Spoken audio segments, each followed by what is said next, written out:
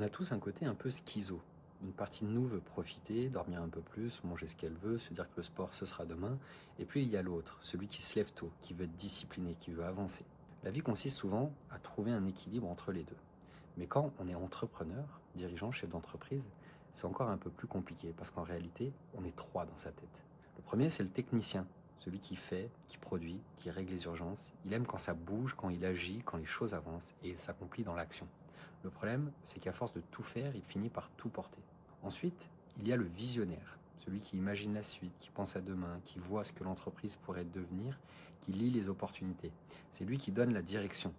Et puis, il y a le troisième, celui dont on parle moins. Moi, j'aime l'appeler l'architecte.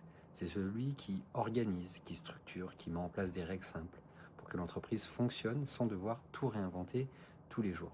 Le problème, c'est que chez beaucoup de dirigeants, le technicien prend toute la place. Ils produisent, ils règlent les urgences, ils sauvent les situations, mais ils prennent rarement le temps pour structurer.